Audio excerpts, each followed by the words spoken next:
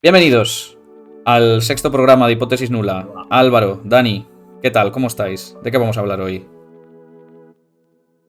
Hola. Siempre me hacéis la misma de no responderme. Sois Es muy unas personas, gracioso. sois unas Es muy personas gracioso. deleznables y despreciables. Ahora, antes, cuando hoy- estábamos en la previa hablando del Pokémon, ahí sí que me hablabais, ¿no? Pero ahora. Ahí Ahí se habéis hablamos. hablado vosotros. A ver, pues hoy vamos a hablar de. Hoy vamos a hablar de Cosmocosas. Muy bien, muy Sí. bien. Cosmocosas, yo lo resumiría así. Sí, la verdad que está guay porque Bueno, cuidado. lo que vamos a ver es primero una parte como de inflación, que ya nos ha introdujo una parte Dani en otros programas, entonces si nos queda claro, pues podemos volver a otros programitas a repasarlo, a repasar su parte, que además lo explica estupendamente. Luego Álvaro nos va a hablar de cómo se calculan las distancias en cosmología, una cosa. Que yo voy a hablar de algo que, como yo de Cosmos no manejo mucho, yo lo tiro para mi campo y aquí no ha pasado nada. O sea que. Pero además es muy importante el calcular distancias Es útil, en. Pero astrofísica y cosmología es lo mismo, ¿no? No es lo mismo. Lo de los horóscopos. Sí, al final es lo mismo yo creo. Igual que la inflación cósmica es lo mismo que la inflación económica, o sea, al final Sí, funciona igual. inflamación me estáis provocando, sí, efectivamente.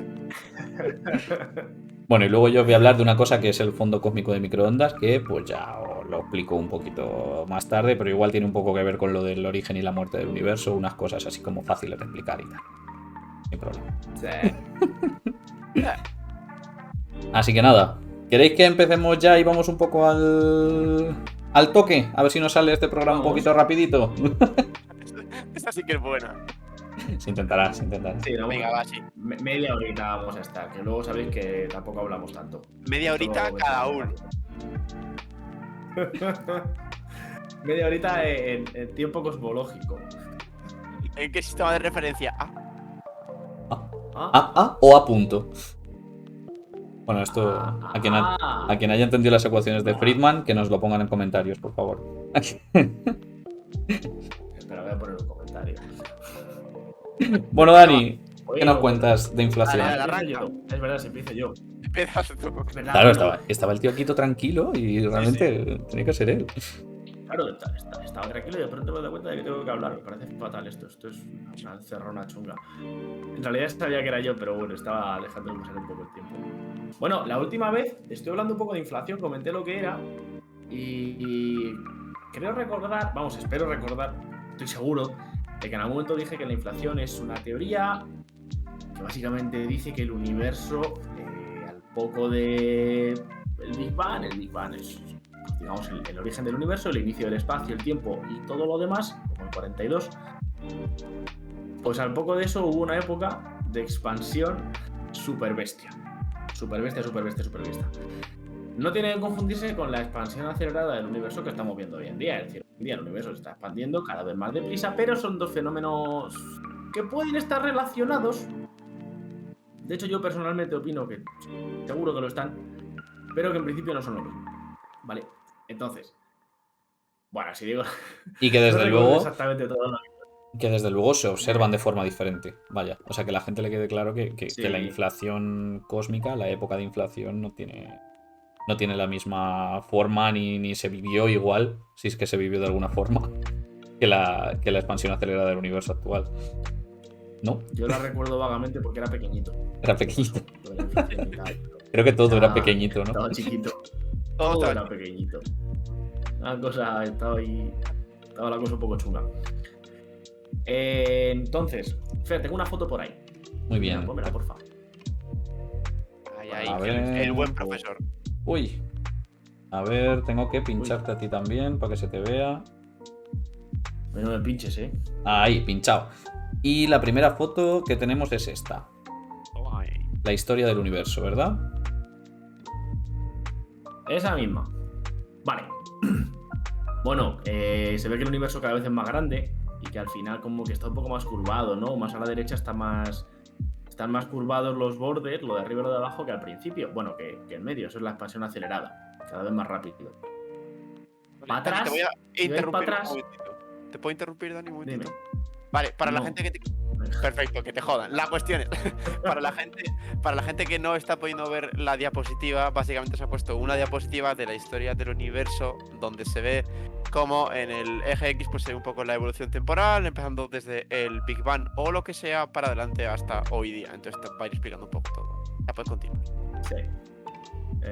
Si alguien quiere buscar History of the Universe en Google Imágenes, le saldrán 40.000 millones de fotos como esta.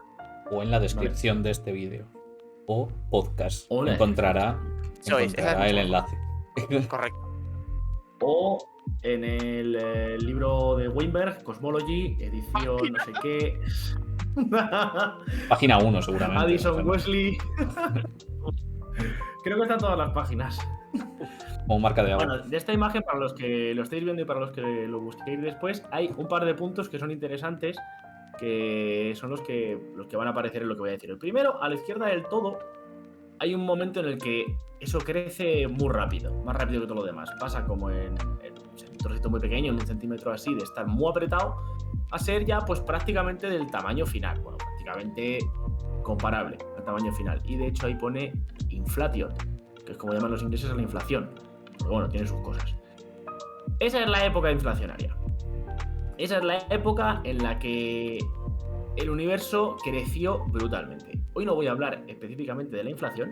Voy a comentar un poco por qué se introdujo esta teoría, qué problemas resuelve y tal. Pero hoy quiero hablar un poco, aprovechando esto, del universo temprano. El universo temprano es desde el inicio hasta 1, 2, 3, 4, hasta el quinto circulito que pone Cosmic Microwave Background, que es el otro punto importante con el que quiero que os quedéis, que pone 3.800 años. 380.000. Bueno, pone 380.000. ¿Qué he dicho? 3.800. 3.800. Ojalá 3.800 años, ¿te imaginas? Hace nada. Hace Todas nada. las pirámides y todavía estaba ahí el CMB. Uy, de pirámides también vamos a hablar en la segunda parte, ¿eh? Uy. 3.800 años. Esa parte no la he enseñado, esa es Sí, sorpresa bueno. para vosotros. Pero sí, el CMB, el Cosmic Microwave Background, Entonces, será importante, por lo que sea. En español, fondo cósmico de microondas o CMB. Vale, CMB del inglés Cosmic Microwave Background, pero bueno, en fin. Hoy voy a hablar un poco de esa franja, desde la inflación hasta el CMB. Del CMB luego voy a hablar un poco más fair y yo comentaré alguna cosita, sin más. Entonces, ¿qué pasa aquí? Lo primero, ¿por qué necesitamos esa época de inflación? Porque sin esa época de inflación, explicar todo lo demás es muy difícil. Es muy difícil.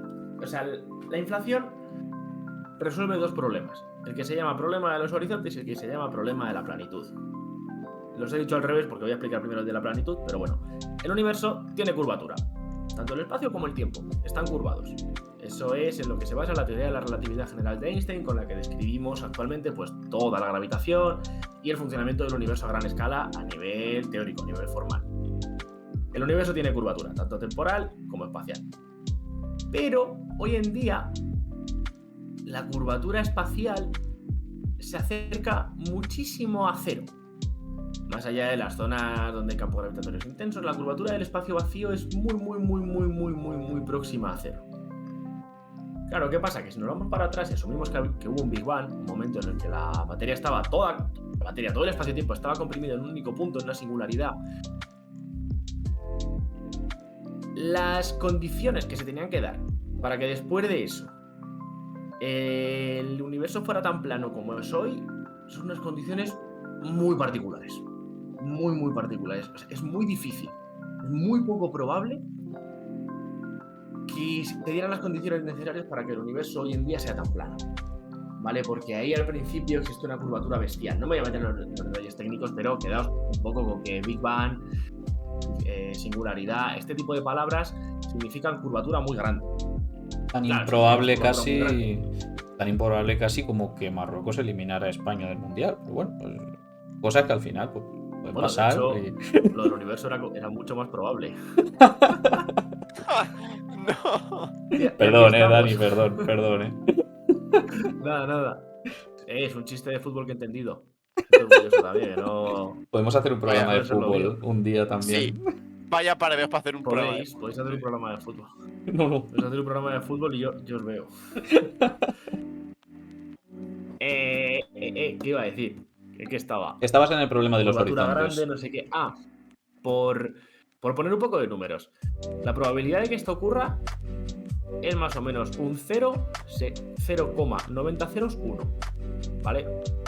La probabilidad de que se den esas condiciones. Un cero como un camión, vaya. En terminología de Ubrique, un cero como un camión, como un universo de grande. Cero más pequeño que la escala de Planck. O sea, ese número es que ni existe, yo creo. Se lo han inventado nada más que para esto. Pues la inflación resuelve eso. ¿Por qué? Porque la inflación permite que haya un momento de una curvatura muy grande y al expandirse el universo de manera muy rápida, más rápido de lo que interactúan las partículas, más rápido de lo que se puede mover, de lo que se puede desplazar la materia y la energía por ese universo, se puede alcanzar un universo muy plano partiendo de un universo extremadamente no plano o extremadamente curvado, lo cual pues está muy bien. Este es el primer problema que resuelve la inflación. El segundo problema es el problema de los horizontes, que tiene que ver con el CMB del que va a hablar Fer. Pero bueno, ya lo voy a traducir yo. El problema de los horizontes es que cuando se detectó el CMB, Fer, si en algún momento ves que te voy a pisar, dímelo y me callo. No, tú sin problema. Dale. El fondo cósmico de microondas es luz que nos llega de todas partes del universo y de todas nos llega igual. ¿Cuál es el problema? Aparentemente ahí no tiene por qué haber ningún problema. Dime. Como un bombillo que estuviera en todas partes. Claro. Pero no hay bombillo, solo que no hay bombillo y no está en todas partes. Y no está girando. Eso es. Imaginaos que estuvierais dentro de un globo, dentro de una habitación esférica, que fuera entera una bombilla. O sea, que emitiera luz desde todas partes y llega de todos lados igual. Eso en el universo, para que pase, esos fotones, digamos, esa luz, tiene que haber estado en contacto con ella misma en el pasado. ¿Vale? Es decir, tiene que haber estado en lo que se llama contacto causal. Tiene que haber podido interactuar esa luz con un fotón de esos con otro. Lo cual es raro, porque como el universo se está expandiendo, no tendría por qué ser así. Eso es lo que se llama un horizonte. Un horizonte, debería haberlo dicho antes, pero un horizonte en cosmología, en relatividad general, es digamos, una superficie de falta de información. Es una superficie a partir de la cual, es un punto a partir del cual no puede traspasar la información. Hay muchos tipos de horizontes. Los agujeros negros tienen horizontes, los observadores acelerados tienen horizontes, un universo en expansión tiene horizontes, pero sobre todo es como una membrana. Es decir, a mí me gusta pensar en los horizontes como cuando llegas a un bar donde no conoces a nadie. ¿Sabes? Como esa analogía de que tú llegas a un bar por primera vez y obviamente no conoces a nadie, vas con tu grupo de amigos, vais 4 o 5 y es como, vale, tu horizonte es ese, de la gente que conoces. Es con la gente con la que has interactuado causalmente, si queremos decirlo. De una forma un poco más técnica. Pero según va avanzando la noche, según vas también tomando más zumitos, más zumitos, digamos. Coca-Cola Light o cero, como mucho. Pues tu horizonte va expandiéndose por algún motivo. Entonces ese motivo puede ser simplemente el paso del tiempo o puede estar acelerado por algunos factores. Entonces ahí ya depende del tipo de horizonte. Pero bueno, que es una analogía que a mí me gusta un poco. Creo que ayuda a que se entienda un poco simplemente un concepto un poco abstracto que es el de horizonte, que es complicadillo. Me gusta porque tú puedes llegar y puedes hablar con tu colega en el bar sobre cualquier cosa. Yo que sé, que estar muy contento porque te ha tocado la lotería. Pero es algo que no vas a ir a decirle a un tío que hay 2 mesas más para allá. Hay una barrera de información. Hay un potencial no va ahí. A llegar hasta ese tío. Hay una barrera. Hay algo que hace que tu información no llegue a ese tío. Pues con los horizontes es lo mismo. La información, entenderse por información, materia, luz, energía, radiación, lo que sea, no va a pasar de cierta parte a otra. Como una frontera, al final. O bueno. Entonces, para que esta luz que nos llega de todas partes pueda ser tan igual desde todas partes, tiene que haber estado en contacto causal, tiene que haber sido colegas esos fotones. El problema es que en el universo hay horizontes. Pues, ¿cómo puede ser que todo esto haya estado en contacto si en el universo hay horizontes? No puede ser. Es imposible. De nuevo, esto lo soluciona la inflación. ¿Por qué? Porque si partimos de un universo muy pequeño, muy comprimido, y en un periodo de tiempo muy pequeño se expande brutalmente, antes de esa expansión y durante esa expansión toda esa luz está interaccionando, de manera que se equilibra, acaba en un cierto equilibrio y se puede explicar que nos llegue de esta manera. Fer, ponme porfa la siguiente imagen. Que esto nos lleva a una cosa que es la superficie, lo que se llama superficie de último scattering. Sí, que es una cosa que te he pedido yo que expliques y que me viene muy bien, particularmente. Efectivamente. La superficie de último scattering, bueno, esto es importante, no es una cosa absoluta. Según en qué punto del universo estés, es una u otra. Pero básicamente es. También una vez más, Dani, perdona que te corte, pero recuerda un poco, para la gente que no va a ver esta imagen, un poco lo que estás mostrando en ella y tal, simplemente. Estoy mostrando un círculo con flechas para adentro. Eso es muy importante. Apuntando hacia el centro. Uf, qué utilidad, qué utilidad, Dani, gracias. De nada, para eso estamos, para describir cosas. Es un circulito con flechas apuntando hacia el centro. La superficie del último scattering es la esfera de la que parece que viene esa radiación, porque como viene de todas partes, pues es como si viniera desde una esfera que está en algún lugar. Que no, o sea, no es una superficie física real, no hay una esfera ahí. Pero si esa luz nos estuviera llegando desde algún punto emitida hoy, bueno, emitida hace unos años, sería desde esa esfera. ¿Vale? Es como si nos estuviera llegando desde esa esfera, que no es así, sino que viene de todas partes ya digo, porque en un momento dado del pasado del universo todos esos fotones estuvieron en contacto y se distribuyeron por todo el universo y pues hoy día es que llegan de todas partes, pero parece que llegan desde ahí, desde esta esfera que nos rodea. Por eso digo también que es importante que en cada punto del universo esta esfera está en un sitio. Nosotros estamos en la Vía Láctea y tenemos una esfera. Desde la galaxia de Andrómeda tienen otra esfera que está ligeramente desplazada respecto de la nuestra, pero que por lo demás es exactamente igual. Vale, ¿y qué pasó entre todo esto? Que es a lo que venía yo un poco hoy. ¿Qué pasó entre que el universo pegó ese petardazo? Porque, bueno, estos son los dos problemas de la inflación que soluciona. Los dos problemas que soluciona la inflación, la planitud y los horizontes. Pero yo hoy, como digo, quería hablar un poco del universo temprano, porque ¿cómo afecta esto de la inflación? O sea, vamos a hablar un poco de cómo puede ser. O sea, si asumimos que existe la inflación, ¿qué pasa después? ¿En qué etapas tiene el universo? Por favor, ponme otra vez la... ¡Ole! ¿Me he adelantado? No, perfecto. Te pongo la primera. No sé qué querías exactamente. Lo que sea. En realidad sí está bien. Porque, a ver, de la primera puedo ir hablando un poquillo. Pero Pues bueno, no está mal. Lo que tú prefieras. ¿Cómo? Que si prefieres te pongo la primera imagen o... Vale. Pon la primera imagen un poco para que lo vea la gente. Las etapas otra vez. Vale. Bueno, aquí lo la tenemos. cosa es que el modelo cosmológico que tenemos hoy en día funciona muy bien desde un segundo después del Big Bang hasta hoy. Pero antes de ese segundo, bueno, pues ahí es donde entra en juego la inflación. Es lo que tenemos que tener claro. Entonces, ¿qué pasa por aquí? Pues cositas que pasan. A ver, que no lo estoy viendo. Vale. Lo primero, antes tenemos la primera etapa del universo, es la llamada época de Planck. Por cuestiones de unidades fundamentales y de escalas y de tal. Es una época en la que no tenemos ni idea de lo que pasaba. Literalmente, o sea, es una época en la que se presupone que la física que conocemos hoy en día se rompe, está rota, no funciona. Las teorías que tenemos no sirven, no se aplican. Porque estaba todo muy comprimido, era todo muy denso, una temperatura enorme, y las leyes que conocemos hoy, las 4 interacciones fundamentales, nuclear fuerte, nuclear débil, no debería haberlas llamado así, pero bueno, electromagnetismo y gravitatoria, se entiende. No se distinguen unas de otras. Ya, era por mí, me ha dolido. Estaba todo unido, era como una sopa indistinguible de cosas, y ahí no sabemos cómo funciona la física. Ahí quizá las teorías que tenemos de gravedad cuántica, sea gravedad cuántica de bucles, sea teoría de cuerdas, sean cosas de estas, nos puedan iluminar un poco en el futuro, pero hoy en día la física que conocemos ahí se rompe completamente.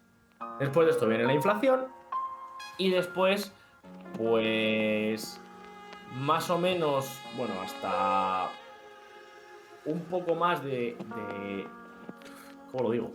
Hasta aproximadamente 0,01 milisegundos, ¿vale? 0,01 milésimas de segundo después del Big Bang, desde que termina esta época de Planck hasta esto. Hay un montón de partículas es lo que se llama un plasma de quarks gluones, que es los quarks son las partículas que forman los átomos al final, que forman los protones y los neutrones del núcleo de los átomos, y los gluones son las partículas que las pegan, ¿vale? Pero en este momento el universo estaba tan caliente, había tanta energía y estaba todo tan apretado que ni siquiera se pueden juntar, porque se rompen automáticamente. Es una locura, ese es un estado de la materia bastante loco, que se supone que sea también en el centro de algunas estrellas, pero ahí la física también se rompe un poquito, no tenemos muy claro de todo cómo cómo funciona esto. Y por ahí un poco antes también, en medio, se supone que es cuando se forma la materia oscura, que es otra cosa de la que podemos hablar en otro momento del podcast, sobre todo Álvaro seguro que sabe más de materia oscura que yo, porque eres más de astro. Y se supone que en este momento es cuando se puede formar esta materia oscura y cuando se fija la cantidad de materia oscura que hay en el universo. Es decir, a partir de aquí se supone que no se crea más materia oscura. La materia oscura tiene que ver con cómo giran las galaxias y con las campos gravitatorios.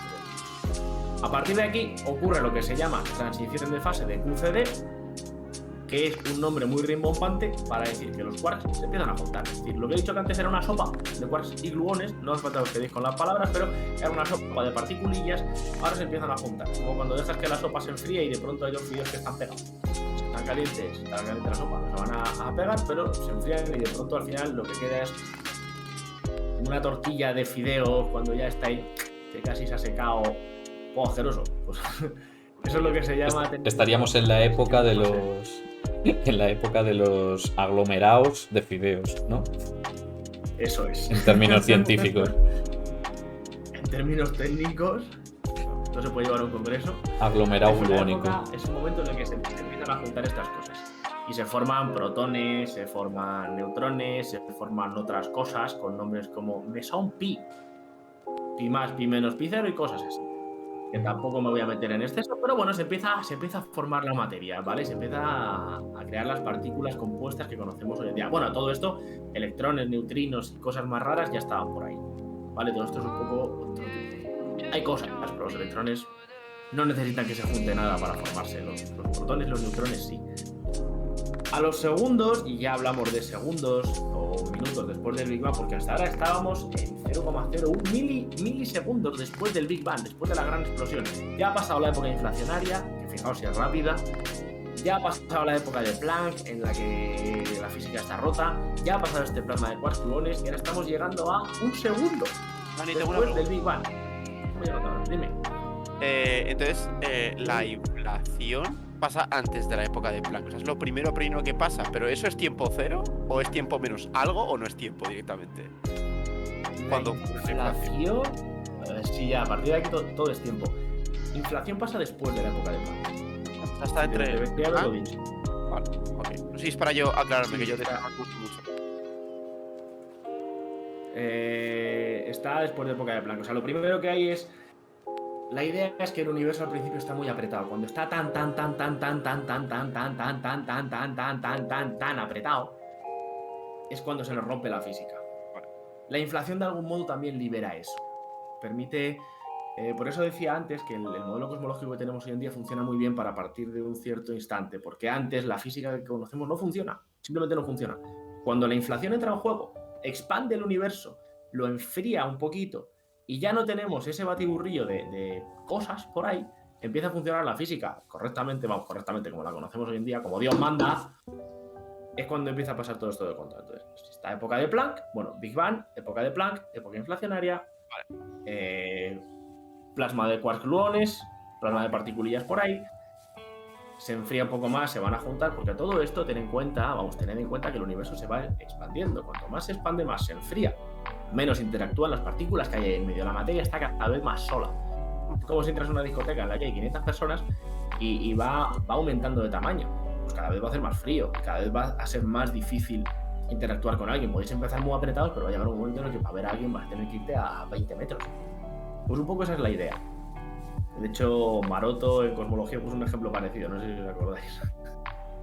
A mí me suena, pero no me acuerdo exactamente. No sé si lo quieres contar o no. Es que no me acuerdo muy bien. No lo voy a contar porque no me acuerdo exactamente cómo era, pero el otro día lo vi. Como se lo enseñaba antes a Álvaro y a Fer en la previa al podcast. Tengo aquí los apuntes de cosmología del cuarto, me los he estado empollando y me he encontrado alguna cosilla de esas. Pero bueno. Oye, para otro día, un segundo después del Big Bang. Escucha, un día podíamos contar chismes de la carrera. O sea, te juro que pones el el título del vídeo chismes y ya vamos, nos escucha todo el mundo. Y viene aquí todo el mundo. Sí, sí. Más que a lo del cambio climático. Pues unos segundos y minutos después del Big Bang ocurre lo que se llama recombinación, que es que se forman átomos. Hasta ahora no teníamos ni siquiera átomos. Se estaban formando los nucleones. Las partículas del núcleo de átomos, del núcleo de los átomos, se estaban formando ahora. Y ahora es cuando por fin el universo está lo suficientemente frío como para que cuando se junta un electrón con un protón no se reviente. Pues al final, cuando hay mucha temperatura, hay tantas partículas interactuando, en cuanto se juntan, viene otro y lo rompe. Y ahora por fin, ya unos segundos y minutos después del Big Bang, se forman átomos. Ya me puedes quitar la imagen, Fer, por cierto. Ok.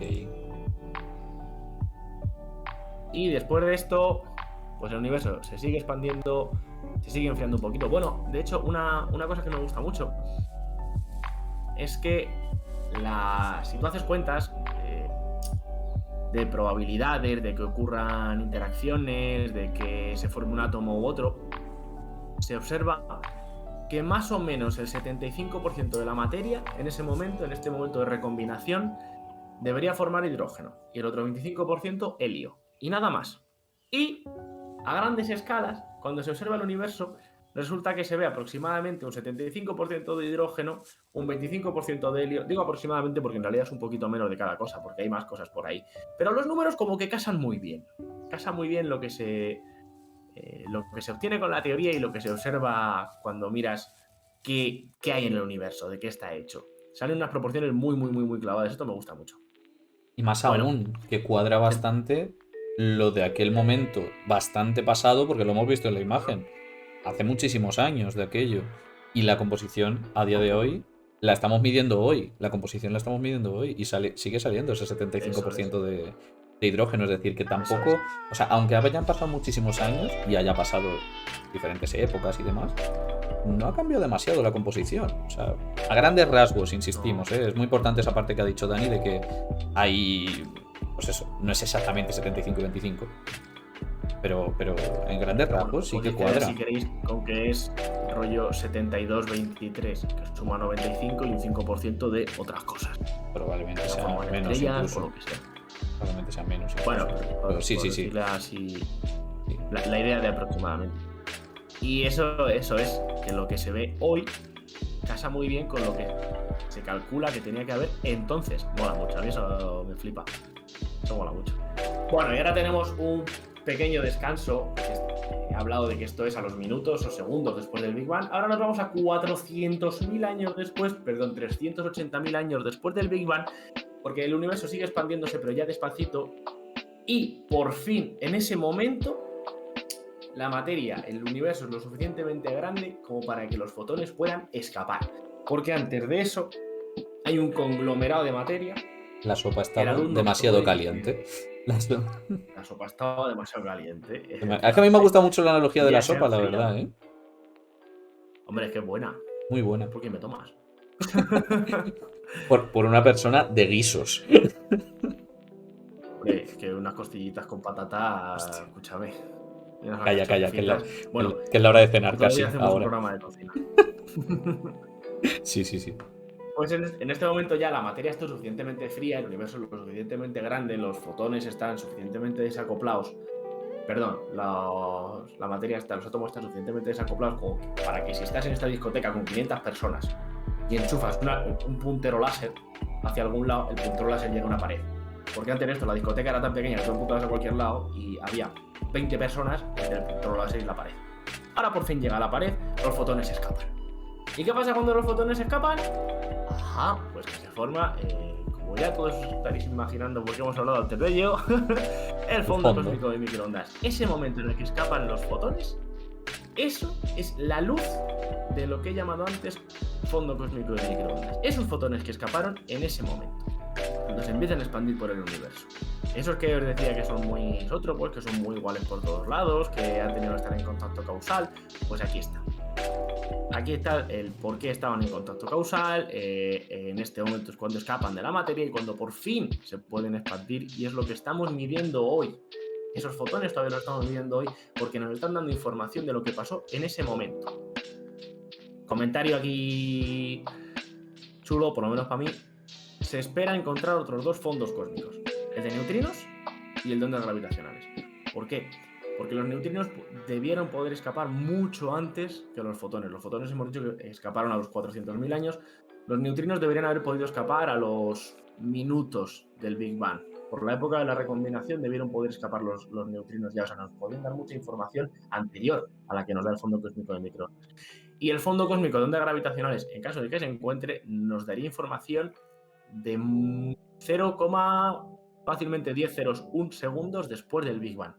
Porque esa sí que no las para nadie. Ahí da igual lo apretado que esté todo. Digamos que cuanto ¿Cómo? más atrás esté el fondo cósmico que toque, será mejor porque nosotros podremos obtener más información de un tiempo mucho más temprano. Digamos. Claro. O sea, ahora mismo esto más o menos cuadra, pero la única información que tenemos es el fondo cósmico de microondas. Y La idea es que Dani os se está encontrara un contando fondo cósmico de la neutrinos. parte buena. Yo ahora os voy a contar la parte mala después. Que la hay, me temo. Pero bueno. Rollo. No, Que la parte de inconvenientes. Un O sea, guapísimo sobre el CMB. sí, y de los problemas que tiene medir el CMB precisamente. Bueno, pero es que si no hubiera problemas no habría ciencia, tío. Eso es así. Hay Hay muchos retos. Entonces, como hay muchas. Para otro programa entero. Es lo bueno. Eso es otro programa, ya ves. Yo el guión lo tengo escrito. Entonces, bueno, pues estamos esperando encontrar 2 fondos cósmicos más, Sí, los eso está neutrinos y las ondas gravitacionales, que nos van a dar información sobre cómo era esto realmente. Porque todo lo que ocurre entonces, si lo detectamos ahora, nos da pistas de cómo era. Claro, pues ayuda. O del CMB han salido trabajos. poco Del CMB han salido trabajos para aburrir. Imagínate que salieran ya no los mismos, sino la mitad de trabajos del fondo de neutrinos. Ya no te digo el de ondas gravitacionales, me parece súper optimista. Pero ostras. Para quien lo quiera buscar, hay un proyecto que se llama LISA, que es un detector de ondas gravitacionales en el espacio, que espera acercarse bastante al fondo cósmico de ondas gravitacionales. Todavía no del todo, pero acercarse bastante más de lo que se puede hacer con los detectores en la Tierra. LISA Interferometer, podéis buscar, o LISA Gravitational Waves, y podemos hablar de ello también algún día. Se espera que sea lanzado, creo que para 2035, así, para los años 30, y a ver qué pasa. Total, poco más que esto. Cuando se libera el CMB, cuando se liberan esos fotones, es cuando se da la superficie de último scattering, la que comentaba antes, esta esfera se relaciona con esto mediante... Bueno, se puede relacionar. Vale, no es exactamente que esa sea la esfera, sino que dada una se puede saber dónde está la otra y cosas así. Hay una relación muy directa. No es exactamente igual, pero bueno, quedaos con la idea de que viene de aquí, la superficie de último scattering. Y la inflación a todo esto, pues un poco ¿qué? ¿Qué era lo que veníamos? Pues la inflación estaba antes. La inflación es lo que permite que los fotones se puedan enfriar más o menos rápido al principio, vamos, que todos se pueden enfriar más o menos rápido, y que a los 0, tal segundos se deshaga el plasma de quarks gluones, se empieza a formar la materia y este tipo de cosas. Sin inflación esto es más difícil de entender. Y ya está. Por hoy, por mi parte, estoy. Creo que no voy a contar mucho más. Quería hablar del universo temprano, creo que lo he hecho, y el universo temprano me ha dado la razón, así que... El universo suele llevar razón. Siempre sí. Eso... Ahí, no sé si habéis visto que Rajoy ahora es columnista deportivo. Sí. Y mi noticia favorita. Una de las primeras que escribió fue Alemania. Dije que Alemania seguía siendo Alemania y creo que Alemania me ha dado la razón. Pues lo mismo tú con el universo, ¿no? Me da que el universo sigue siendo el universo. Ha sido mi noticia. Y creo que el universo me está dando la razón. Me da que esa ha sido mi segunda noticia favorita, porque la primera ha sido que Luis Enrique se une al gremio de los streamers. O sea, esa ha sido mi noticia favorita. Luis Padrique, efectivamente. Pero bueno. Vamos. Os dejo a vosotros que me he comido un buen rato al final con la tontería. Bueno, pero eso es lo bonito también. Entonces, si quieres, pasamos directamente a Álvaro, que nos va a hablar de cálculo de distancias. ¿Qué me cuentas? Pues ahora empiezo yo. va a ser esto como un mini break de cosas de cosmología, digamos, potente, de inflación, de CMB y todo eso. Pero va a estar relacionado con la cosmología y ya que soy astrofísico, pues voy a dar el punto de vista más, digamos, cercano que pueda haber al campo de la astrofísica, que es cómo mides tus distancias en el espacio. Porque claro, medir distancias en el espacio y de una manera cartografiarlo puede ser realmente útil para saber dónde están todas las fuentes, tanto cercanas como lejanas con respecto a la Tierra. Pues yo que sé, para ver si se quiere explorar a la hora de observar una fuente en concreto, o para ver si una explota y para ver si va a llegar a la Tierra o no, por ejemplo. Entonces, ¿cómo medir distancias? Porque claro, tú dirás, pues bueno, yo me pongo una noche en un cielo que no esté contaminado lumínicamente y empiezo a ver. Sí, bueno, con eso tienes, digamos, dos coordenadas. Tú puedes ver si están en el eje X o en el eje Y, pero claro, ¿cómo sabes si una es más profunda que la otra? Tú dirás, bueno, pues con la luz, la que más brille, más cerca está. Ya, pero aquí cada fuente brilla de la manera que les sale de las narices. Entonces, no es tan sencillo.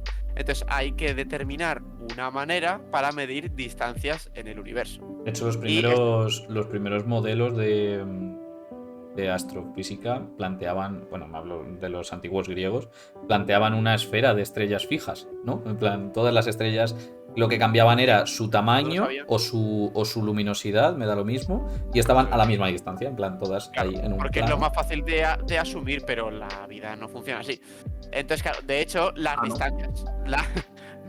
Las distancias per se en el universo son muy grandes. O sea, para que nos hagamos una idea, la Tierra está del Sol a una unidad astronómica que son 8 minutos luz. Es decir, si tú vas a la velocidad de luz, tardarías 8 minutos, que suena poco, pero es ir a la velocidad de la luz, en llegar al Sol, que es lo que vemos así de gordo en todos los días en el firmamento. Entonces, las distancias son lejanas. La estrella más cercana, Alpha Centauri, que se ha hablado mucho de ella, porque es la estrella más cercana, incluso un planeta en Alpha Centauri B, porque es un sistema binario, en fin, cosas, está a 4,2 años luz. Que, claro, no podemos viajar a la velocidad de la luz. Entonces, una cosa, para los tal. El Sol en kilómetros, creo que es como 150 millones de kilómetros. O sea, esos son 8 minutos luz.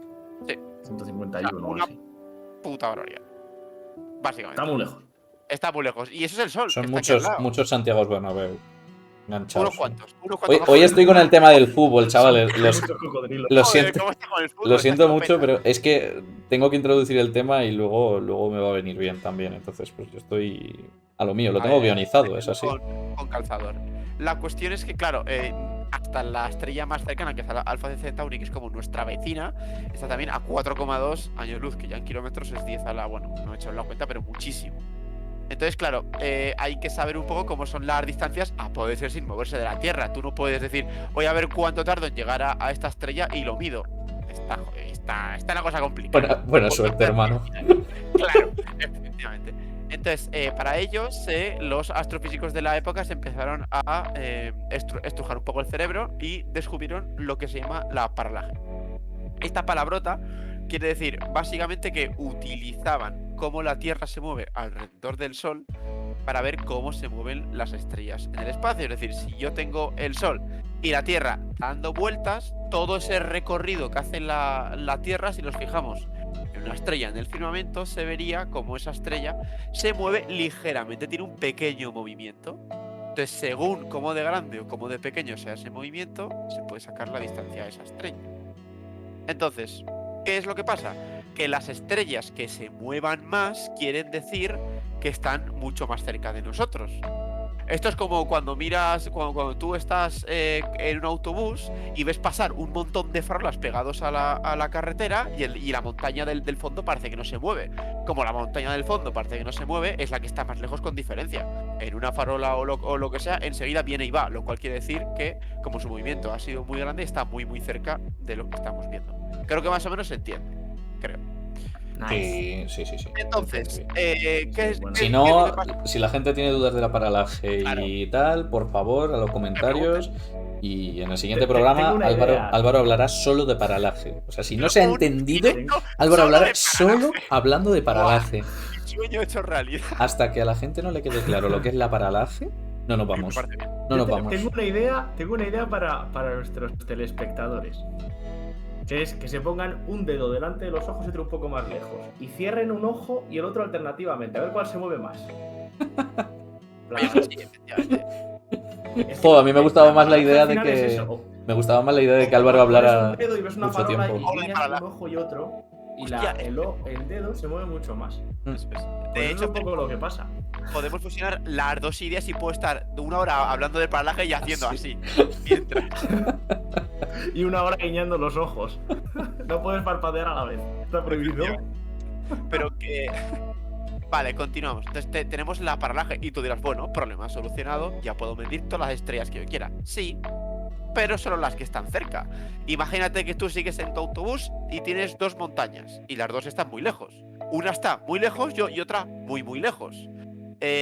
Tú muchos kilómetros tienes que recorrer tú para ver cómo una montaña se mueve y la otra no, si es que la puedes llegar a ver siquiera.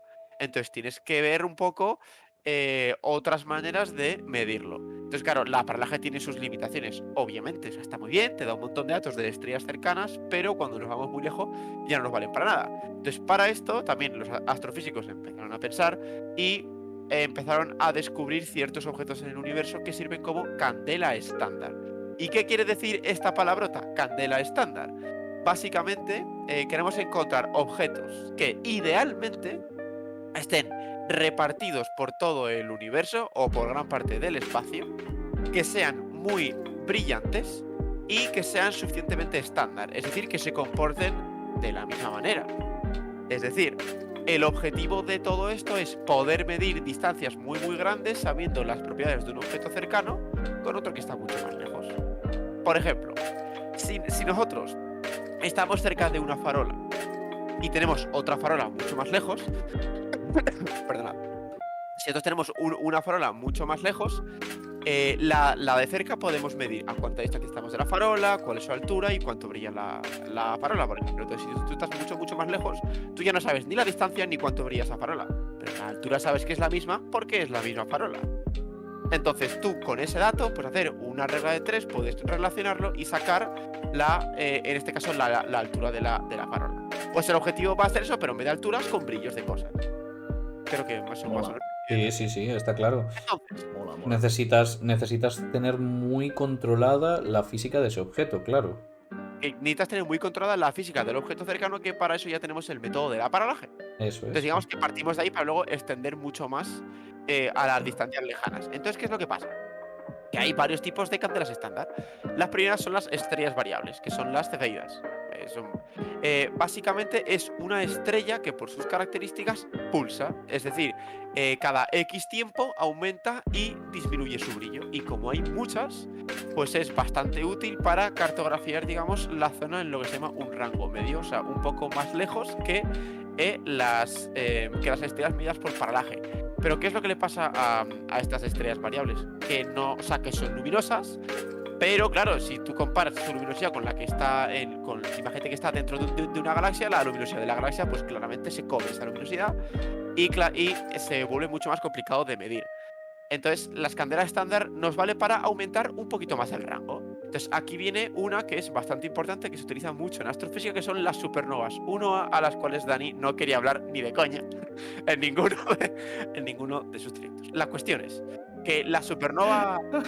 Para eso tenemos a nuestro astrofísico de confianza, que además Claro. es meteorólogo y analista geográfico. O sea, quiero decir... Mira, ahí está el mapa, espérate. Ahí Claro. está el mapa. Mira. Ahí tenemos. Para eso te tenemos a ti, amigo. O sea, quiero decir... Yo ¿Cómo soy me gusta mucho medir distancias todo este hombre? No de nada, efectivamente. En la tierra o fuera, todo igual. O sea, yo tengo una dudita. Entonces, sí, vamos a ver. Tú estás viendo la escena que tenemos aquí en el vídeo, en YouTube, no sé qué. Para los de Spotify podéis suscribiros en YouTube también y tal. ¿Tú puedes calcularme entonces la distancia a la que está, porque pulsa, el puntito de luz que va dando vueltas alrededor de nosotros durante todos los programas?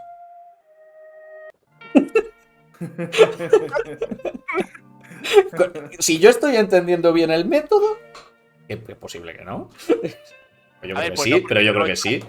Pero ostras, es estándar, ¿no? Es estándar. La cosa es, sí, estándar, en fin. La cuestión es, la gracia en este caso de las estrellas variables es que se descubrió, que es por lo que se empezó a utilizar como candela estándar, se descubrió que el periodo y la intensidad y la luminosidad de esas estrellas están relacionados.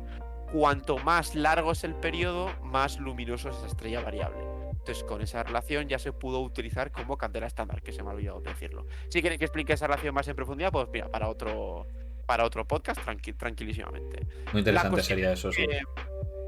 Tenemos aquí como un rango un poquito más cubierto. Tenemos para los cercanos a la Tierra paralaje y un poquito más cefeidas. Queremos aumentar más todavía porque para las estrellas o galaxias que estén más profundas no nos vale. Entonces nos vamos hacia algo que brilla muchísimo, que son las supernovas de tipo 1A. Vale, ¿qué es una supernova? Esto creo que más o menos la mayoría lo sabrá. Un explotio muy grande, pero muy, muy, muy grande de una estrella masiva. Y tendrá muchísima luz. Entonces, ¿por qué no nos centramos en las de tipo 1A? Porque siempre estallan de la misma manera. Una supernova 1A esté en la galaxia que esté en el punto en el que esté, siempre es lo mismo. Es un sistema binario donde tienes una estrella muy grande y una estrella que ya ha explotado. Una estrella, cuando explota y no tiene mucha masa, deja una enana blanca, que es básicamente como el núcleo de dentro bien apretadito, el cual es muy estable, a no ser que tenga una estrella binaria. La estrella binaria crece y digamos que le da de comer a la enana blanca. Esto es debido a una palabrota que se llama el lóbulo de Roche, que es que se juntan, que quiere decir que hay un punto donde una estrella le puede pasar material a otro. Entonces, una enana blanca es súper estable si no la tocas. Sin embargo, se descubrió, el bueno de Chandrasekhar, que si te pasas de una masa mayor de 1,4 masas solares, tú le das de comer y de comer y de comer y de comer. Cuando llega al límite de 1,4 masas solares, la enana blanca explota. Y lo bueno es que, como siempre explota, debido a que se pasa del límite, siempre explota a las 1,4 masas solares. Entonces, explote donde explote, siempre va a estallar de la misma manera, con una curva de luz muy particular. Digamos que se puede estandarizar muy fácilmente ese objeto. Si tú coges una supernova que esté en el rango, que esté cerca de una estrella variable, y tú sabes a qué distancia está, puedes adivinar cómo son los datos de esa supernova, y si la supernova aparece en otro sitio mucho más lejos, la cazas y dices, vale, ¿a qué distancia está? Por la diferencia de luminosidad. ¿Y por qué las supernovas son mucho más interesantes? Porque tienen un brillo maravilloso. Brillan una auténtica barbaridad. Entonces se pueden detectar desde muy, muy lejos y podemos medir galaxias muy, muy lejanas. Entonces digamos que la gracia de estos métodos es irlo sumando. Tenemos la Tierra, ¿vale? Con la paralaje, digamos que alcanzamos un rango más o menos corto. Dentro de la paralaje, alcanzamos una cefeida. Esa cefeida nos permite ampliar el rango a un poco más, y en el rango de las cefeidas habrá una supernova, y así sucesivamente. Hay más métodos, los cuales no me da tiempo de explicar hoy, pero si queréis que los explique, yo encantado estoy, la verdad. Y la gracia de todo esto es que con esta, con esta escalera, que se llama el método de la escalera, poco a poco se pueden ir detectando distancias más y más y más grandes, hasta que al final tienes una cartografía del universo cercano, digamos, bastante completa. Lo malo que tienen las supernovas, por eso hay más métodos, es que no hay muchas. O sea, son muy bonitas, son brillantes, siempre actúan igual, pero no hay muchas. Es algo tan particular que es difícil de encontrar en el universo. O sea, a ver, no es que sean muy Son muy estándar, pero necesitas un sistema binario. ¿Cuántos sistemas binarios hay en el universo? De hecho, hay en el universo, lo normal es que las estrellas estén en sistemas binarios. Lo raro es el caso del Sol. Lo normal son los sistemas binarios. O sea, es raro, pero no tanto. Lo que sí que se tiene que cumplir la condición de que una estrella nazca y muera antes, deje su remanente, y la otra crezca y le dé de comer a la enana blanca. Y bueno, básicamente esto es un poco lo que quería contar para saber cómo se pueden medir las distancias, que a los cosmólogos les viene muy bien para saber dónde está cada cosa, cómo se mueve, y gracias a estos métodos pues se puede descubrir que el universo está en expansión, básicamente. Uy, me habéis dejado solo. ¿Cómo no? Cuando me habéis dejado solo cuando me toca a mí hablar, ya me dejáis solo. No, pero joder, lo bueno que tiene de que esto se quede grabado es que la parte de Álvaro, como he ido tan rápido, la vais a poder llevar para atrás, ¿eh? Y si tenéis dudas, podéis poner en los comentarios, oye, mira, esto quiero que lo expliques más, esto quiero que tal, y en los mismos comentarios o en programas posteriores, pues lo detallamos con lo detallamos más porque, joder, yo creo que lo ha explicado súper bien. Yo me he enterado de puta madre, pero ¿Sabes? a lo Sí, es mejor. verdad que yo entiendo que sin apoyo visual es más complicado porque yo en mi cabeza lo puedo entender de puta madre, pero No, luego no. que alguien diga, no me ha quedado claro esto, o le des para atrás o preguntáis, ¿qué pasa? Estoy para responder, yo encantado. Yo tengo una pregunta, la verdad. Sí, dime. El James Webb, el telescopio este todo moderno, en plan que está detectando cosas, Explique. o sea, ¿cómo sabemos la distancia a la que están estas cosas? Ah, bueno, si hablamos de Redshift ya, es verdad, esto ya lo habíamos hablado. Del Redshift. Al otro En programa. realidad, Para otro vídeo. Al sabía- programa ya sabía emitido. la respuesta. Quería hacer la pregunta para dar por saco, porque sabía perfectamente la respuesta. Quería meterme en el Redshift, pero Fracasado, déjate llevar la pero ya astrofísica. hemos hablado. Hablando de preguntas. No. Hablando de preguntas. Derrotado por un astrofísico. Quiero recordar. ¿Qué me jodería? Teníamos una pregunta pendiente de responder. Oh, Dani. yeah. ¿La haces ahora o la haces después o como prefieres? Lo que tú quieras. La hago ahora. Vamos, Antes de que empecemos el CMB. por ella. Venga, va. Venga. Y así, si Álvaro tiene algo que aportar también a esta pregunta, pues hombre, puede también echarte una mano o lo que sea. Es una pregunta Puede que nos colaborar. dejasteis. Ok. Nos dejasteis en el programa anterior. Era del usuario. ¿Lo tienes tú, Dani, o te la leo yo si quieres? Te la leo yo. No me entonces. acuerdo de quién era, la verdad. Tenemos Bueno, del. espérate, un momento, se me ha olvidado decir una cosa muy importante. Ah, bueno, sí. Si queréis, madre mía, qué desastre. Si queréis toda esta explicación que he dado, mucho más detallada, mucho mejor explicada y puesto en un vídeo de YouTube, que es casi siempre mucho más fácil porque tienes el apoyo visual. Álvaro, En un canal literalmente que eres un nadie vídeo. conoce, que es Eres un Cuantum vídeo de Fracture. YouTube. Bueno, Ahora pues, mismo otro vídeo de YouTube. tú eres un vídeo con- de YouTube. Pues sí.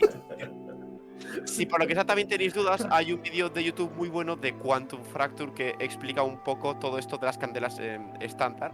Yo he intentado explicar un poco, digamos, en un idioma más de calle, pero Quantum Fracture lo explica muy bien, que es un gran divulgador, así que El bueno de Crespo. si lo queréis ver, sí. Hay Saludos desde algunos aquí. libros- Ojalá nos oiga. Ya, estaría bien, ¿eh? Hay algunos libros por ahí, rollo Introduction to Cosmology de Andrew Liddell y gente así que están también claro. cuentan estas Sí, cosas sí. de una manera muy somerita. Ligerita, o no sí. tanto. En ecuaciones claro. ni nada, ¿no? Muy family friendly. Sí, verdad. Bueno, pues Family friendly, sobre todo si no tienes family. Si tienes Ni familia, friends no está tampoco. family friendly. ni Ni frío. friends. Ya. Bueno, pues la A ver pregunta la pregunta esa, Fer, ¿qué dice? nos la dejaba Zapper 1989 y nos decía un poco off topic la pregunta, las cosas como son, pero bueno, aquí estamos para responder todo lo que Oh, queráis, hombre, entonces pues sí. Entonces, el universo no es lo que dice la película de Men in Black, es decir, no es una canica con la que juega un alien. Pues ¿sabes lo que pasa? Que en Yo realidad tenía no mis podemos- dudas, tío. Yo tenía mis dudas. Mierda, Dani, no me vengas con esto. Yo ¿Qué? necesito que me digas otra cosa. Pues te voy a decir que sí lo es. No, es que no se puede saber. Porque, Mm. ¿sabes el problema? Que todo lo que podemos medir está en el universo. Entonces, si hay algo fuera, como nunca lo vamos a ver, o sea, hay partes del universo que no vamos a ver por movidas de horizontes de los que hablaba antes. Pues imagínate fuera. Menos todavía, está claro. O sea, No vamos a saber Por- nada. Entonces, por ¿es una construcción- canica? Pues es que puede ser una canica. O una Pringle. mira, de eso voy a hablar yo, de hecho. Ah, mira. Una Pringle, una esfera, puede ser un donut. Bueno, exactamente de eso no, pero lo voy a dejar por si la gente quiere que sepamos de eso, para que lo hables tú. No, es broma, para que lo podamos introducir en otro Oh. programa. Pero no. Yo de esas cosas no sé. Yo no sé por eso. Hmm. En realidad, la forma. Has hablado un debería poco ser de eso. totalmente dedicado a la forma de las Pringles. Has hablado un Sí. poco de eso, de si podría ser una canica o podría ser un plano. Eso sí que nos lo has explicado un poquito. Entonces, Sí, bueno, tiene que ver para los que estéis por aquí con el problema de la planitud. Lo que contaba de que la curvatura espacial es Eso es. muy cercana a cero. El universo puede ser una Pringle, puede ser un donut, puede ser una cosa plana, puede ser una canica, puede ser un donut pegado a otro donut, doble, puede ser muchas cosas. Y parece ser que lo que es plano. No Un poco aburrido, una pero Pringle bueno. ni nada. Sí. Un donut, pero muy simple, ¿no? aplastado. Y mira para todo lo que da. Sí, No, sí, un sí. donut muy aplastado tampoco.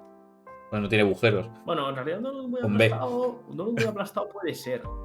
pero eso ya es meternos en Cosas. que el tiempo no existe como tal. Eso da para otro programa. Bueno, eso es, adiós, eso da para una tesis doctoral, hasta luego.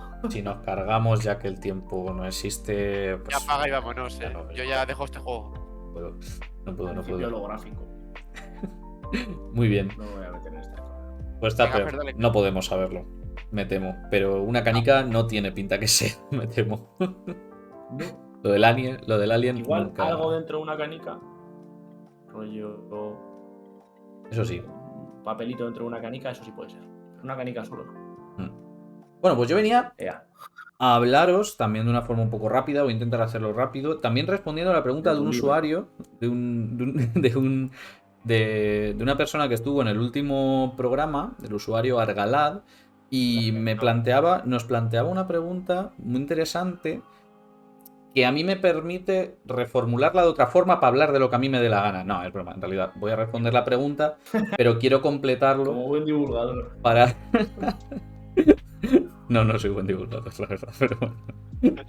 Para poder completarla con lo que vamos a hablar también en el siguiente programa, porque esto va a ser una cosa un poco continuista, que me gustó mucho la idea que hizo Dani de hablar de inflación. Digo, pues mira, yo también le voy a copiar un poco y vamos a hacer cosas de Astro. Entonces, vamos para adentro. ¿El universo es eterno? Dani, tú me has dicho que no. Ya.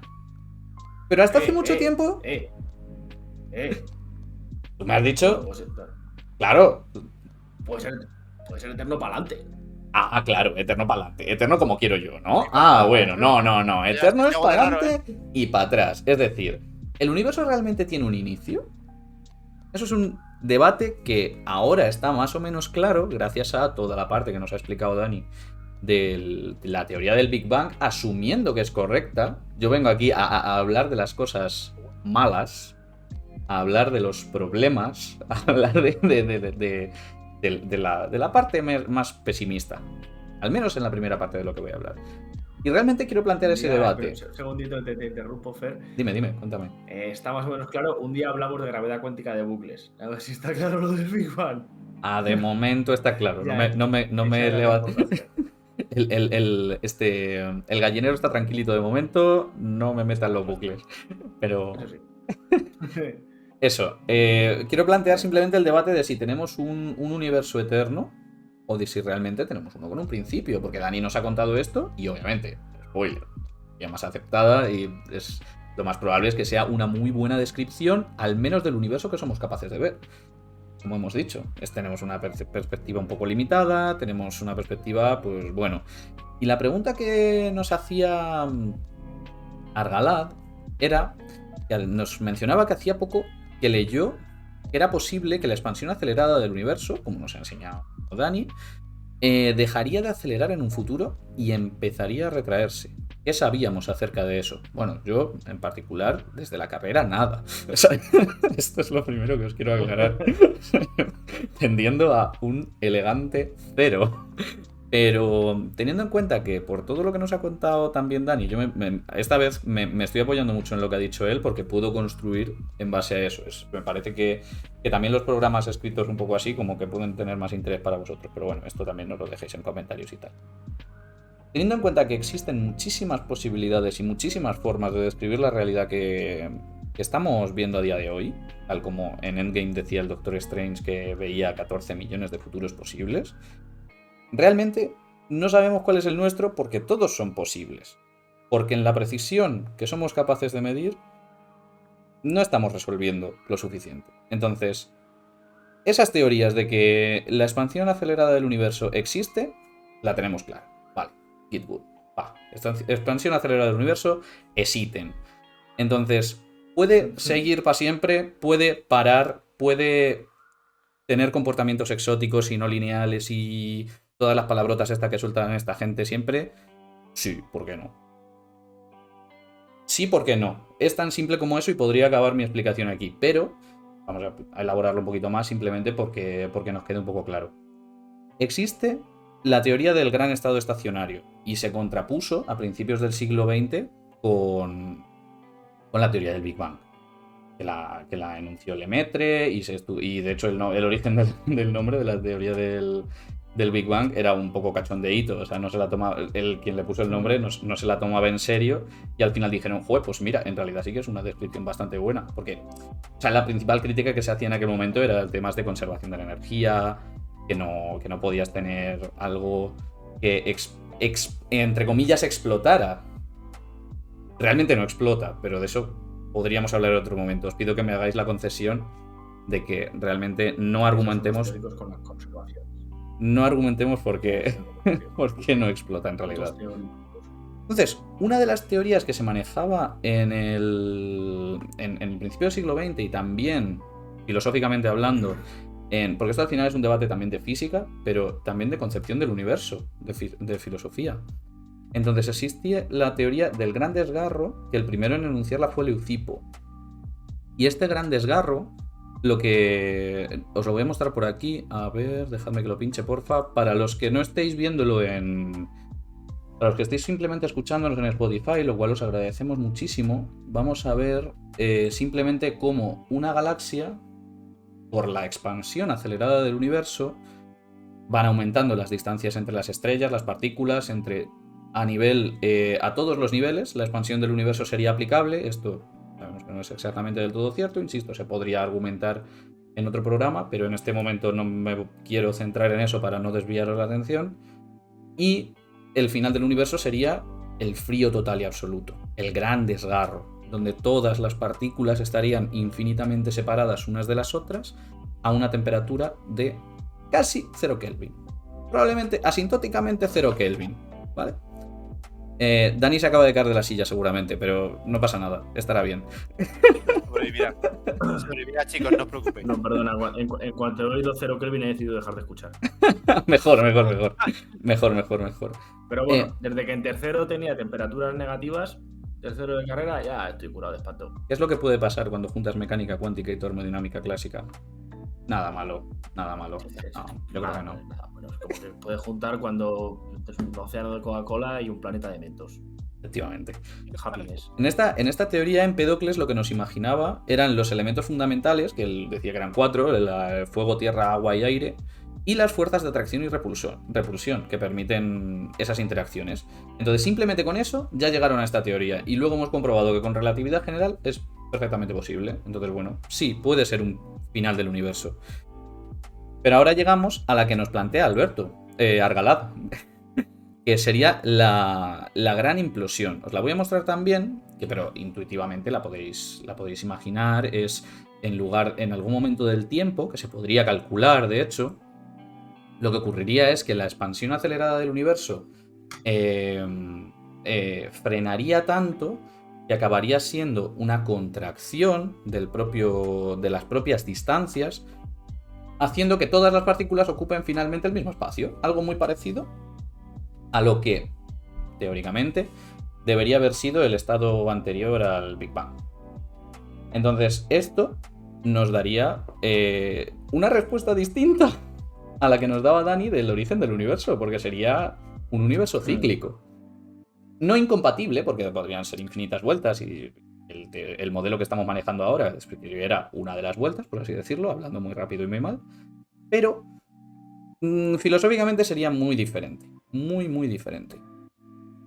Esta propuesta de la gran implosión es de este siglo y propone que si la expansión está generada por la explosión, la velocidad de las partículas al final se acabarían parando. Y lo que os he explicado, que volvería a implosionar todo o a las candelas estándar pero y para las... eso Sí, dime, perdona. Pregunta, Fer. Para eso haría falta algún tipo de... de interacción disipativa. Es decir, hace falta algo de rozamiento. Porque si está provocado por la expansión y no hay nada que genere una fuerza de rozamiento, un freno, no tiene por qué pararse, ¿no? Efectivamente, si la constante cosmológica es constante, no lo tienes, por supuesto. Pero si la constante cosmológica no es constante, O sea, que es posible que no Yo lo quiero- sea, quiero decir, no es... Cuando termines de hablar de estas, de los futuros del universo, me gustaría hacer un pequeño comentario ahí sobre esa cosa. Como teórico chavao, que No, sí, y seguro que, vamos, es súper interesante. O sea, yo simplemente de esto, lo único que quería aportar un poquito es el tema de que las candelas estándar y las observaciones del fondo cósmico de microondas, con el cual es lo que voy a hablaros en la segunda parte de mi discurso, o como lo queráis llamar, nos indican que esto no solo nos está frenando, sino que está acelerando, que es un poco pues, lo que nos está intentando decir Dani. Pero como no conocemos la naturaleza de la energía oscura, de momento no es descartable, simplemente. Y el universo oscilante sería la extensión del anterior a verlo, pues como lo estamos viendo aquí los de YouTube, amigos de Spotify, simplemente poner el GIF en bucle, ¿sabes? O sea, es una cosa muy sencilla. Lo que haces es, cuando ha terminado de implosionar, pues lo pones a explosionar otra vez, tal como o sea, pones el podcast en bucle y así te queda también, la estructura del programa nos ha quedado también cíclica. Sería una extensión y deberíamos conocer la naturaleza de la energía oscura para poder asegurarnos de que esto sea una o sea otra, para poder responder a la pregunta de Argalad de si esta expansión acelerada podría empezar a retraerse. Pero bueno, hasta ahí es donde yo puedo leer respecto de esta parte. En la siguiente parte me voy a meter en el fondo cósmico de microondas y las observaciones, así que Dani, si quieres cuéntame un poco. Vuelvo a la escena. Sí, o sea, yo quería comentar aquí por meter un poco más de lo mío, que no me queda a gusto antes, quiero hablar más. Eso está bien. A ver, es que el problema de... Que hables más, o sea... A ver, como hablo poco yo también. No, hombre, El pero... problema con esto es que eso sí, la expansión acelerada del universo se debe a la constante cosmológica, que es constante por algo. Más o menos ahora. Pero es de toda la física, o sea, de todas las cosas que hay en física ahora mismo, Ajá. La constante cosmológica es de la que menos idea tenemos cómo funciona. O sea, es la cosa más misteriosa que hay en física. No tenemos ni idea ni de por qué está ahí, ni de dónde viene, ni de si realmente es constante, de su naturaleza, de nada. No tenemos ni idea de nada. Lo único que sabemos es que es una cosa que tenemos que poner en las ecuaciones para que el universo crezca cada vez más deprisa, porque sabemos que crece cada vez más deprisa. A mí me gusta Ha habido entenderla problemas gordos como lo que barremos debajo de la alfombra, realmente.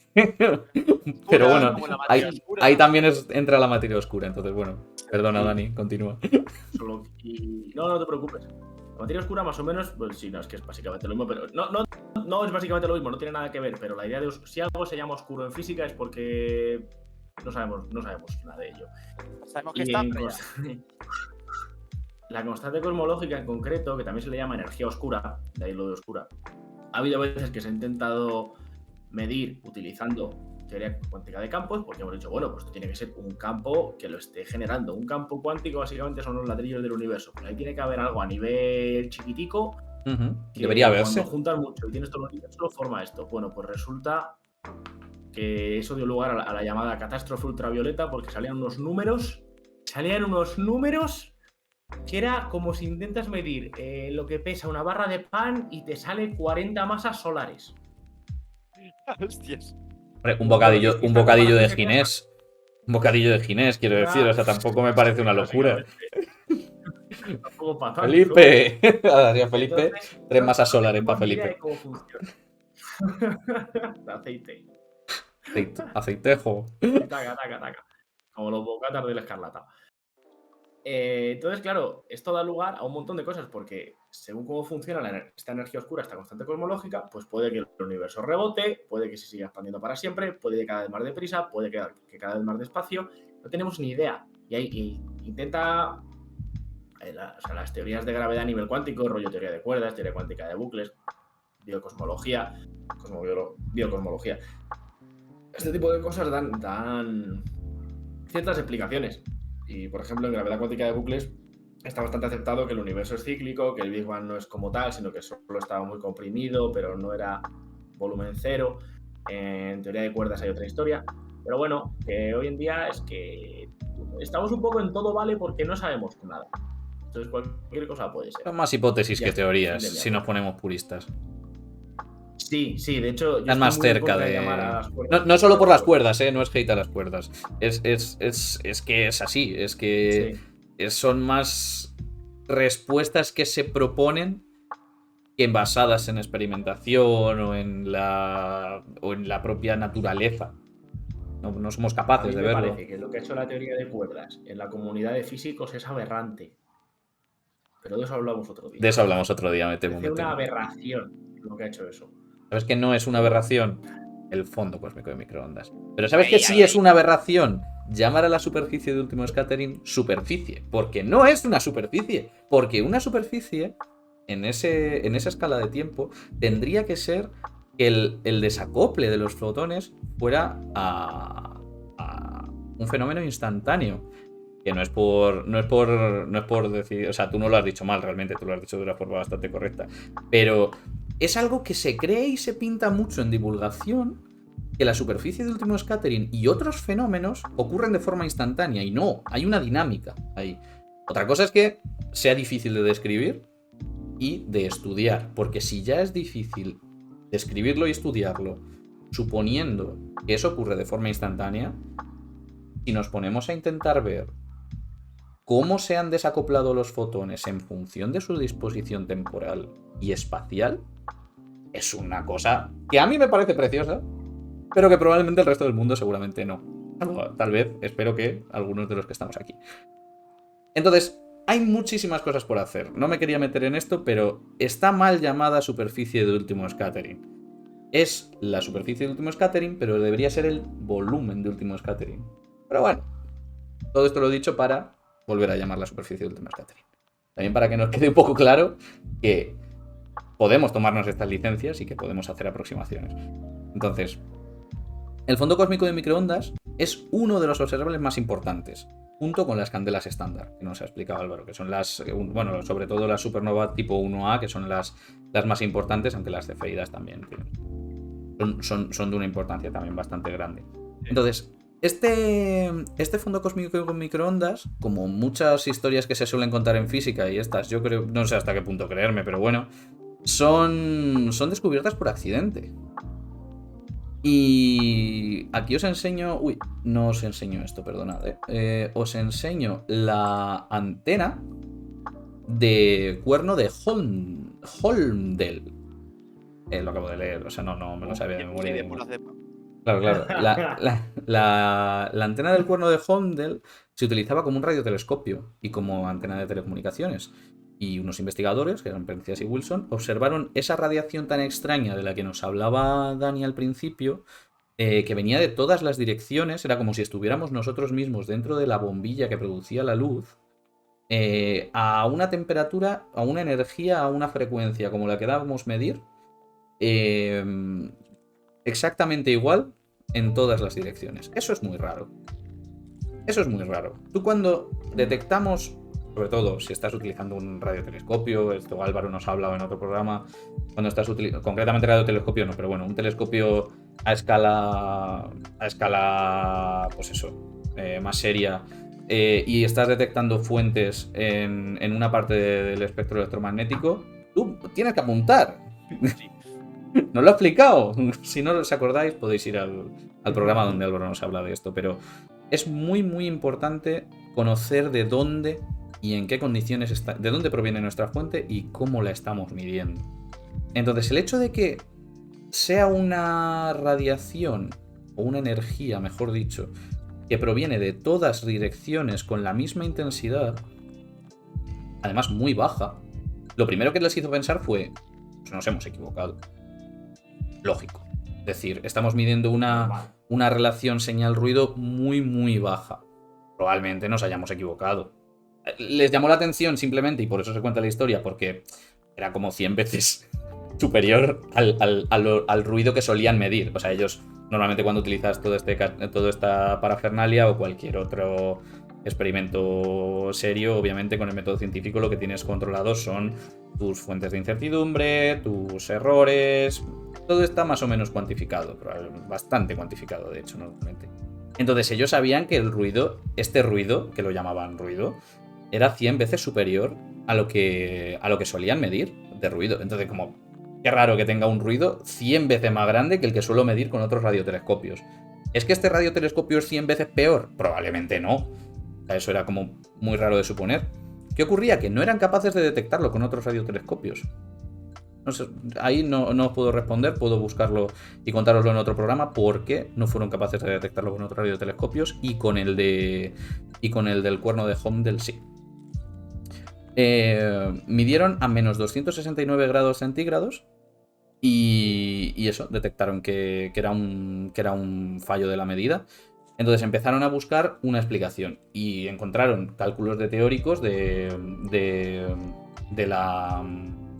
la relatividad general, donde existía esta superficie de último scattering, este fondo de microondas, que a día de hoy tendría que tener exactamente 100 veces el nivel del ruido que medían experimentalmente este cuerno de Holmdel. Esa clavadito, Claro.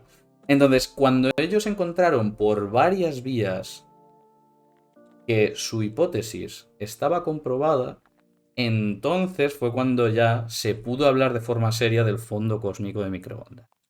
Y se dio credibilidad a la teoría de que se habían desacoplado los fotones.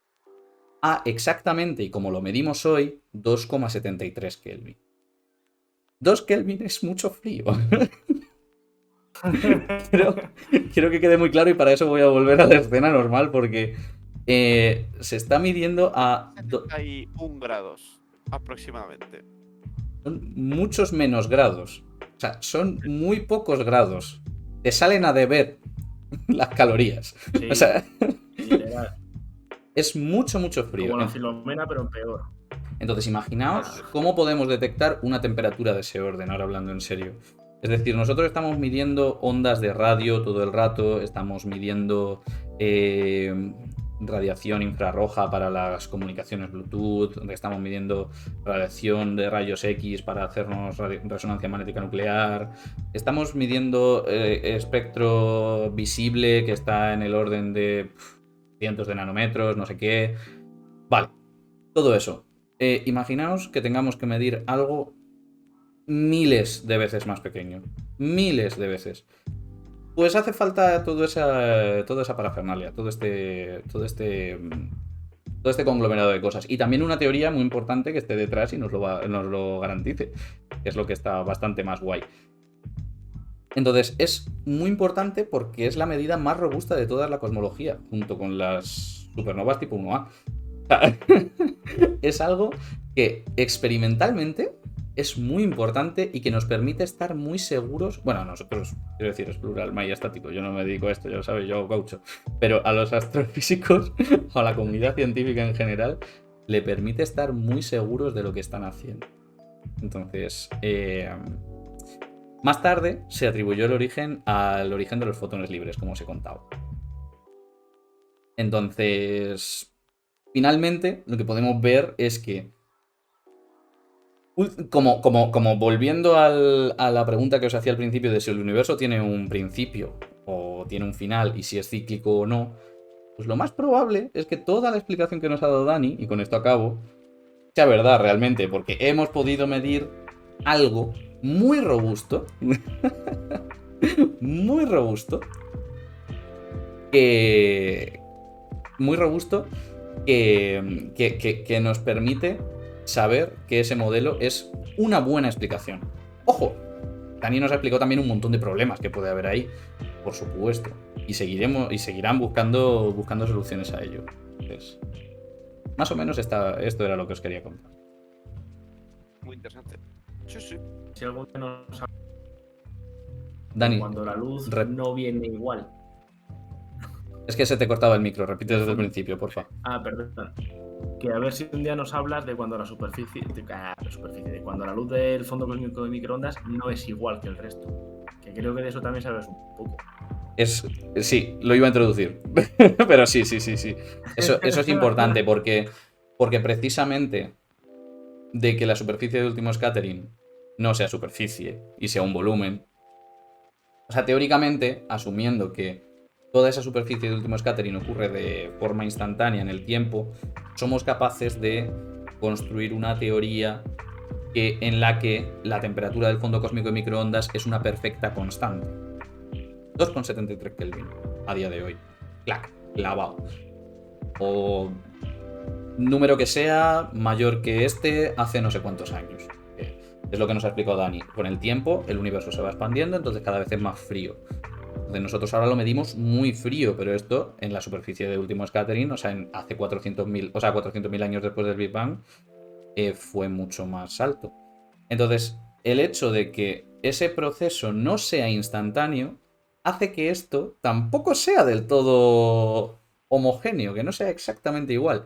Y hay pequeños anisotropías que se llaman, ese es el palabra, que también pueden darnos muchísima información. Entonces, bueno, de eso os puedo hablar en el próximo programa, ya lo spoileo. Me acabas de hacer muy feliz, porque no sabía por qué había anisotropías, pero me parece una explicación tan razonable, como una cosa tan claro que va a haber, que me acabas de hacer muy feliz. Me alegro. Así que... Otro apuntito. Dime, Dani. No, sí. No, que simplemente, o sea, que hemos dicho lo de que esto es 400.000 años después del Big Bang, que suena muy grande.